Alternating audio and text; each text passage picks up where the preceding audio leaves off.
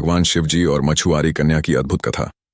दोस्तों, कभी कभी छोटी सी जगह से ऐसी कथा जन्म लेती है जो युगों युगों तक लोगों को प्रेरणा देती है।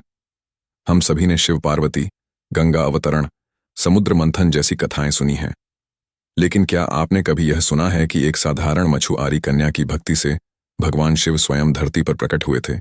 यह कथा न केवल अनसुनी है, बल्कि यह हमें सिखाती है कि ईश्वर के लिए न जाति का बंधन मायने रखता है, न रूप सौंदर्य का, न धन दौलत का। उनके लिए मायने रखती है तो केवल निर्मल श्रद्धा और सच्चा विश्वास। आइए कथा शुरू करते हैं।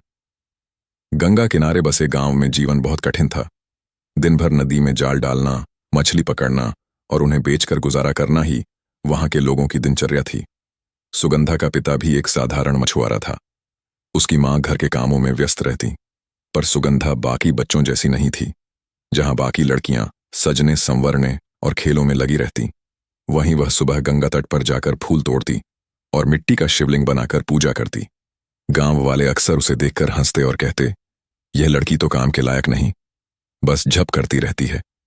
सुगंधा बचपन से ही अलग थी। जब वह बहुत छोटी थी तब उसकी मां अचानक बीमार पड़ी। सुगंधा दिन रात भगवान से प्रार्थना करती, हे भोलेनाथ, आपके सिवाय मेरा इस दुनिया में कोई नहीं है। जल्दी से मेरी मां को ठीक कर दो। और सचमुच कुछ ही दिनों में उसकी मां स्वस्थ हो गई। उस दिन से उसके मन में यह विश्वास बैठ गया कि भगवान शिव उसकी पुकार अवश्य सुनते हैं। समय बीतता गया। सुगंधा बड़ी होने लगी। अब उसके पिता चाहते थे कि वह घर के काम में हाथ बटाए, लेकिन उसका मन तो पूजा पाठ में ही रमता। गांव की औरतें ताने मारती, देखो यह लड़की काम धाम तो करती नहीं, बस पूरा दिन भोलेनाथ छपती रहती है, इससे कौन शादी करेगा। उसकी मां भी कई बार उसे डांट देती, लेकिन सुगंधा का मन विचलित नहीं हुआ। सुगंधा के पिता को चिंता सताने लगी कि बेटी जवान हो रही है। वे सोचते, अगर यह दिन रात पूजा में ही लगी रहेगी तो कौन इसे अपनाएगा, इसका भविष्य अंधकारमय हो जाएगा। उन्होंने कई बार बेटी को समझाया, बेटी भगवान की पूजा ठीक है, लेकिन जीवन तो धरती पर ही जीना है, तुझे घर और समाज की जिम्मेदारी भी उठानी होगी। सुगंधा चुप रह जाती, पर भीतर से वही सोचती, जब भगवान मेरे साथ हैं तो डर किस बात का। एक दिन गांव का मुखिया सुगंधा के पिता के पास आया और बोला, तुम्हारी बेटी अब बड़ी हो गई है। पास के गांव का एक धनवान मछुआरा इसे ब्याहना चाहता है। उसके पास नावें हैं, धन संपत्ति है, उसके घर में किसी चीज की कमी नहीं है। पिता खुश हो गए, लेकिन सुगंधा यह सुनकर उदास हो गई। वह बोली, पिताजी, मैं विवाह से इनकार नहीं करती, पर मेरा मन भक्ति से नहीं हटेगा। अगर सामने वाला इसे समझ सके तो ही मैं विवाह करूंगी। लेकिन प्रस्ताव देने वाले ने साफ कहा, हम मछुआरों की लड़कियों से यही अपेक्षा रखते हैं कि वे काम करें, मछलियां बेचें, घर संभालें। पूजा पाठ तो ब्राह्मणों के लिए है। यह सुनकर सुगंधा ने विवाह का प्रस्ताव ठुकरा दिया। पिता बहुत नाराज हुए। उन्होंने बेटी से कहा, तू हमारी जाति की इज्जत मिट्टी में मिलाना चाहती है। तेरे कारण लोग हम पर हंसते हैं। तू अब चाहे जो कर, मैं तुझसे कुछ नहीं कहूंगा। सुगंधा रो पड़ी।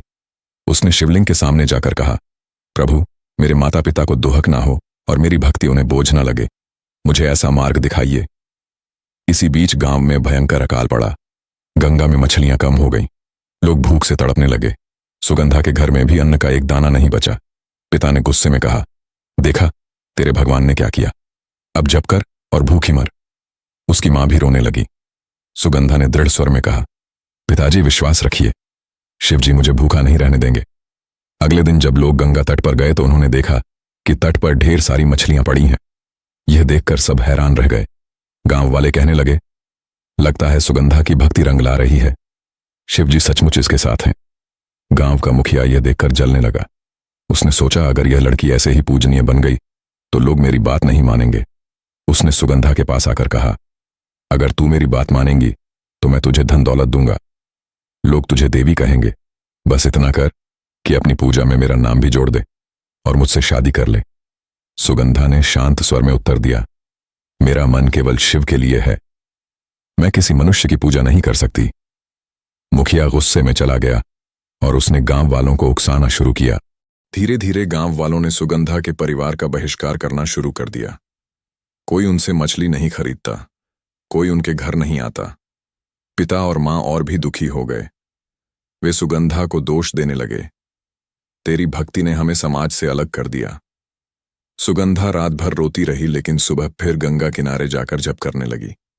वह कहने लगी, प्रभु मैं टूट रही हूं, लेकिन मैं आपको छोड़ूंगी नहीं। कैलाश पर बैठे शिवजी यह सब देख रहे थे। उन्होंने सोचा, अब समय आ गया है कि मैं अपने भक्त की सच्चाई देखूं। वे एक वृद्ध साधु का रूप धारण कर सुगंधा के सामने आए और बोले, बेटी, लोग तेरा अपमान कर रहे हैं। क्यों ना तू यह भक्ति छोड़कर साधारण जीवन जी ले, शादी कर ले, सुख से जीवन जिएगी। सुगंधा ने दृढ़ स्वर में कहा, महाराज, संसार चाहे मुझे ठुकरा दे, लेकिन मैं शिव नाम नहीं छोड़ूंगी। मेरे लिए यही सब कुछ है। ये सुनकर साधु रूपी शिवजी मुस्कुराए और अदृश्य हो गए। इसी बीच गांव वालों ने उसके पिता पर दबाव बनाया।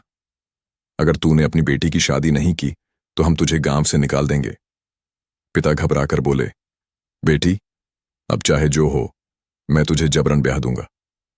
सुगंधा रोते हुए शिवलिंग के सामने बैठ गई। उसने कहा, प्रभु, अगर आप मेरे हैं तो मुझे इस संकट से बचाइए। मेरी भक्ति पर आंच ना आने दीजिए। उसी रात सुगंधा को स्वप्न में भगवान शिव ने दर्शन दिए। वे बोले, बेटी चिंता मत कर, मैं तेरी रक्षा करूंगा। लोग तुझे चाहे जितना दबाएं, लेकिन तू डिगना मत। समय आने पर मैं स्वयं तेरा सत्य प्रकट करूंगा। कुछ ही दिनों बाद गांव में महामारी फैल गई। लोग बीमार पड़ने लगे। कोई उपाय काम नहीं कर रहा था। तभी सुगंधा ने शिवलिंग पर जल चढ़ाया और प्रार्थना की, हे महादेव, मेरे गांव वालों की रक्षा कीजिए। भले ही उन्होंने मुझे ठुकराया, लेकिन यह सब आपके ही बच्चे हैं। अचानक गांव के लोग ठीक होने लगे। तब सबको समझ आया कि यह सब सुगंधा की भक्ति के कारण हुआ। वे उसके चरणों में गिर पड़े और क्षमा मांगने लगे। तभी आकाश से दिव्य प्रकाश उतरा। सामने भगवान शिव स्वयं प्रकट हो गए। उनका दिव्य स्वर गूंजा, यह कन्या मेरी सबसे सच्ची भक्त है। तुम सब ने इसे ठुकराया, पर इसने कभी तुम्हें श्राप नहीं दिया। यह मेरे लिए उतनी ही प्रिय है जितनी पार्वती युगों युगों तक इसका नाम भक्ति की मिसाल बनेगा। सुगंधा आंसुओं से भीग गई। उसने कहा, प्रभु, मुझे केवल एक वर चाहिए, मेरी भक्ति कभी ना टूटे। शिवजी ने उसे आशीर्वाद दिया और कैलाश लौट गए। गांव वाले उस दिन से सुगंधा को देवी मानने लगे।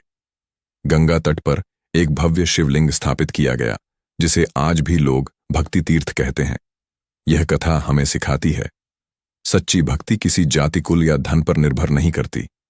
परीक्षाएं आएंगी, लोग ताने मारेंगे, लेकिन विश्वास अटूट होना चाहिए। जिसने केवल भगवान को चाहा, भगवान ने उसे कभी अकेला नहीं छोड़ा। दोस्तों, वीडियो अगर पसंद आया हो तो वीडियो को लाइक करें